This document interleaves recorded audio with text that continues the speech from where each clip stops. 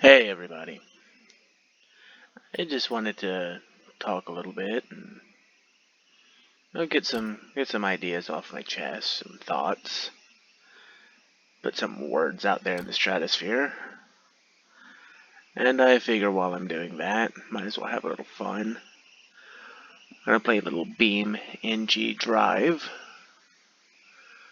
Maybe smash some cars. Think we're gonna work on Utah. That's one of my favorite places here. So,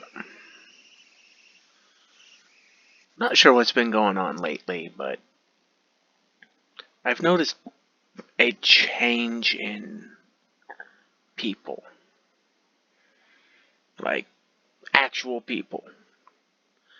Not, oh, well, George is acting different, but, like, people as a whole, a cumulative group. I've noticed a lot more reckless behavior by a lot of people. I've noticed a lot more reckless behavior by people in general. I've noticed that there's a lot of people who, a lot more people it seems that feel entitled to everything, which, that's always lovely. If you work in the service industry, you work in retail, you work anything with people, you know exactly what I'm talking about. I was driving today from Louisville. Had to go up there for some personal business, and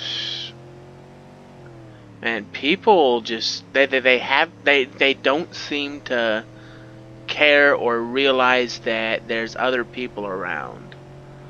Like, the number of times I got cut off by semis, or people just coming up behind me like super freaking fast, and then getting mad because I can't get over because I'm trying to go around a semi doing like 12 miles below the speed limit. Like, they drive like I'm driving right now on the video game, but in real life. And they don't know what that button is. They don't know how to brake or to slow down. And it's kind of ridiculous. That's one thing I've always liked about this game, is how the sound changes on your environment. It's got a very rich environment. And if you've ever been through a tunnel, you know exactly what I mean.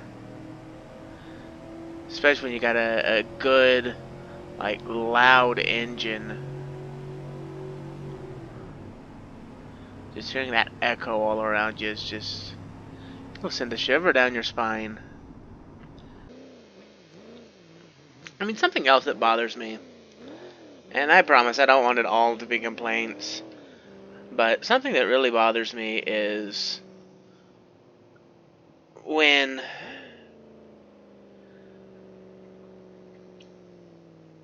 somebody in power over you, whether it be your spouse, your parent, your boss, your boss's boss, your boss's boss's boss, no, whatever, and they decide not to be direct. They always try to, what's the word I'm looking for?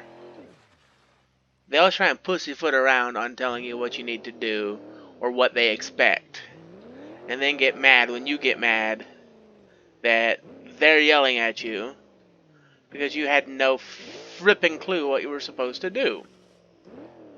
And I know there's gonna be some people going, yeah, I know exactly what you mean. Because you do, man. It's like it's one of those universal things. Oh, it can be your teacher, it can be your wife. Like, why are you mad at me today, honey? Well, I thought you were going to do this. Well, why would I do that? I was making suggestions that you do.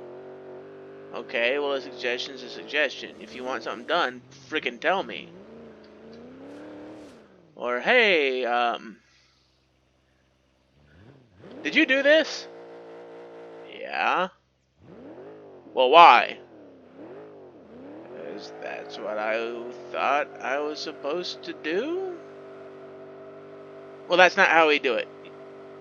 So, don't do it ever again. Okay, so how are we supposed to do it? Oh, I'll tell you later. And then they never tell you! It's infuriating!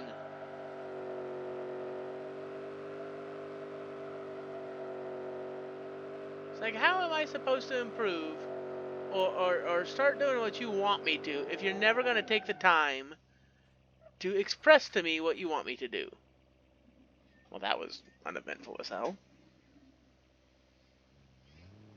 Like, how am I supposed to get better at what I'm doing if I'm not getting instruction, if I'm not getting feedback and constructive criticism, if all you're wanting to do is yell and gripe and complain about the way I am doing it?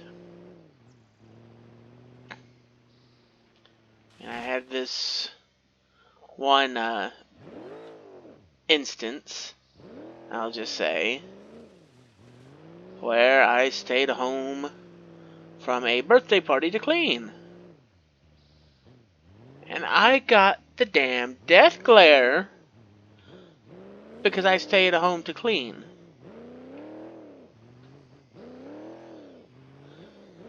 Now, mind you, I found out later that it was probably something else that they were getting mad about. But what they told me in the beginning was, well, you're just stressing me out because you're here, you're cleaning. I don't like it when people clean. And then I get yelled at a week later because I'm not cleaning. So, yeah.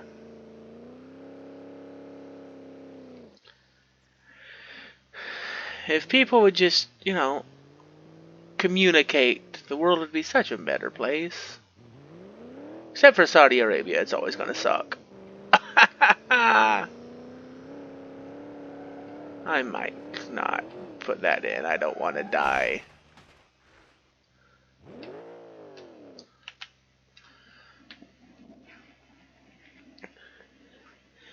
So I plan on trying to do this fairly regularly. There's a lot of things that happen in my brain that I don't really know how to get out otherwise.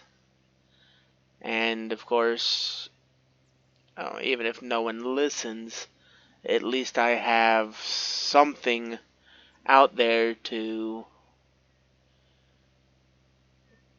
show that I tried, if nothing else.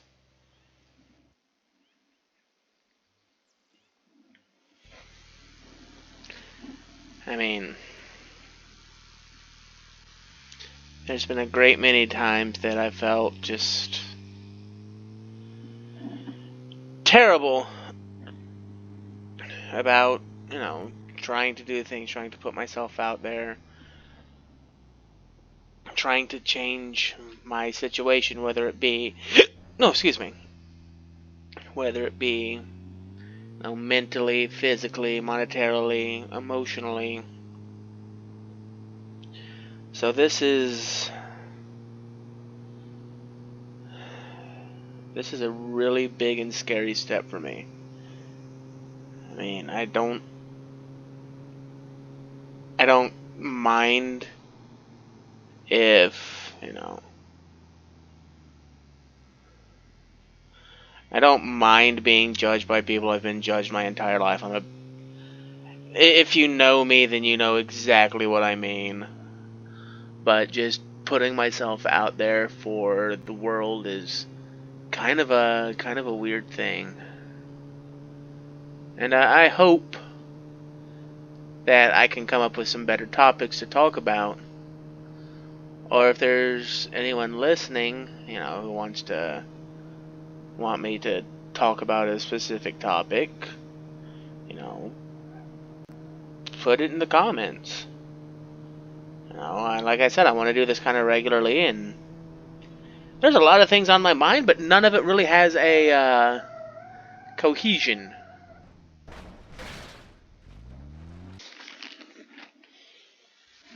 So here's a good one for you.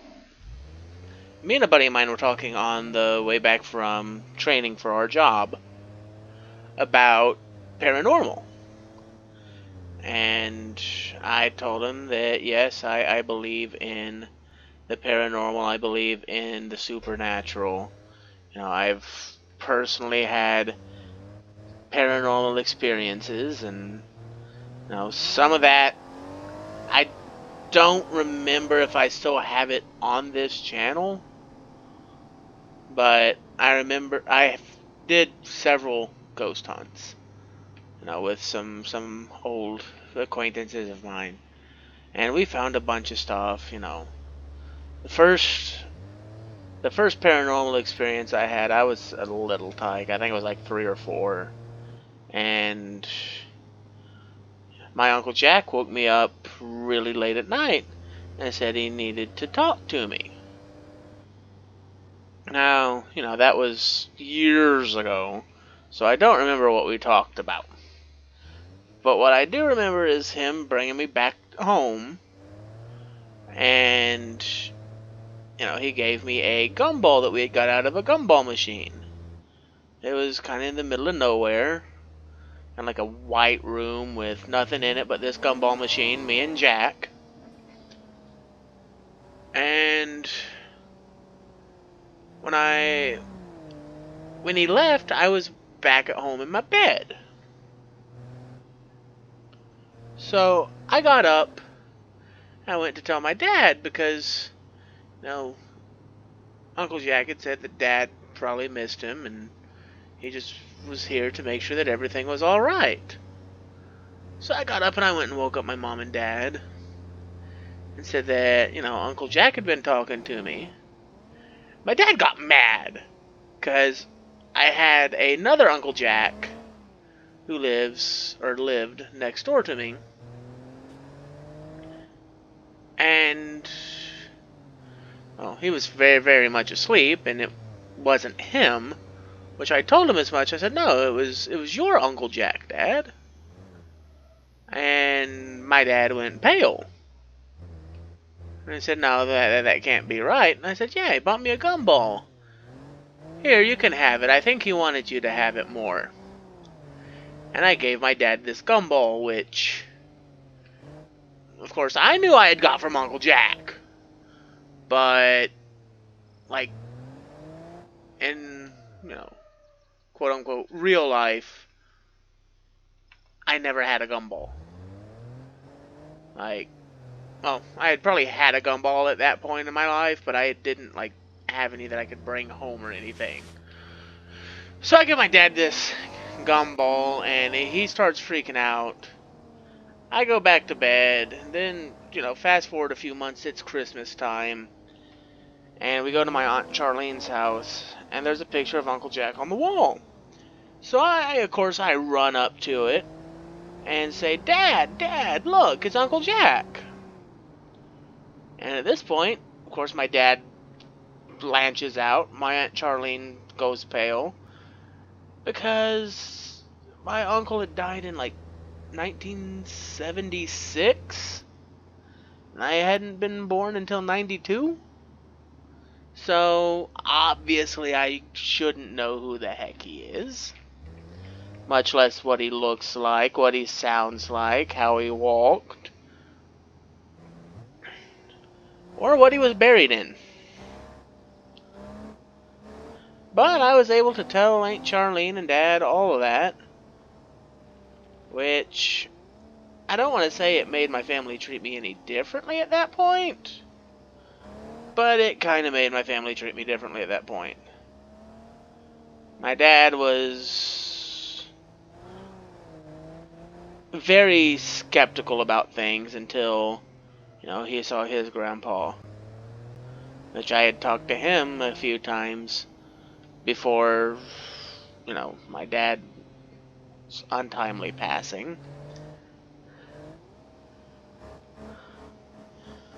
And, so the paranormal's always just kind of been normal for me.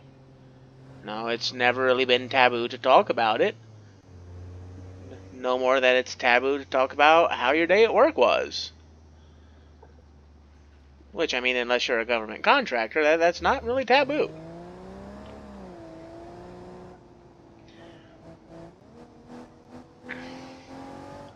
This really is a beautiful map.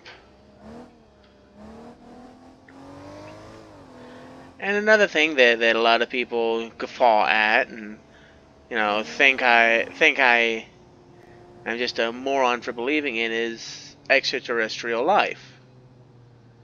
I have this one I have several memories of seeing weird crap in the sky, but I have this one really weird, like, recurring dream. But it's not a standard recurring dream. It changes little bits. I had it a lot when I was younger, and I don't have it quite as much now. But we were sitting on the porch of our old house. It was me and one of my parents. Sometimes it's dad, sometimes it was my mom. And when it was with mom, there was always this big orange ball floating just above the treetops, kind of pulsating. My mom would wrap her arms around me, around my head, to try and keep me shielded from it. And she'd always sound like she was pleading with somebody. My dad, when he was in the dream, he would hug me real tight, but he would never cover my head, and he would just shout at people. Or whatever the heck he was shouting at. I never saw anything come out of the spacecraft. So, as far as I know, he was shouting at the pelicans. Which, if he was shouting at pelicans, that's really weird, because we live in the middle of Kentucky. And I don't really think there's any pelicans here. But, there's been weird triangular objects go over my aunt and uncle's old house next door. I mean, my dad chased, quote unquote, a object in the sky out on old Highway 60. Went down a few little back roads, and it shot around and darted around, and all of a sudden it just went up and disappeared. So, who knows what happened there? I certainly don't. But it's always something that I've been open to. And for the most part, I try to keep an open mind about everything. Now, there are some things that are just absolutely ludicrous to me. And if you believe in them, well, good for you.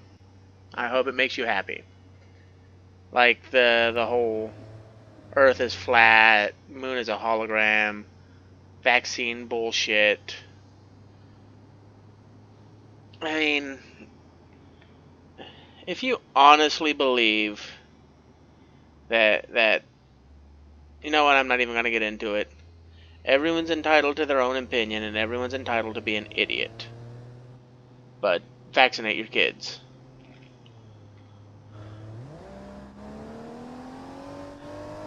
Yeah, I wonder how many people I piss off with that. Probably none. But, such is life. Sometimes you're vaccinating your kids, sometimes you're flying off the road at 110 miles an hour up an embankment. Ow. Aw, man, it damaged my exhaust. And as we draw to a close here, I just... And if you don't listen to anything else in this video, listen to this. Life is short. You've got to learn to have fun with it. Make the slightly off-color joke. If you feel that it has to be made, obviously. If it's gonna cost you a bunch of friends or get you fired, then it's probably not a good idea. But make the weird jokes and eat the yummy food. Tell your friends that you love them. Because some people really need to hear that. And you never know if you're going to get another chance to again. So I think what I'm going to do, I'm going to change maps real quick. And we're really going to mess things up. So remember everyone, have fun, stay safe, and I'll see you next time.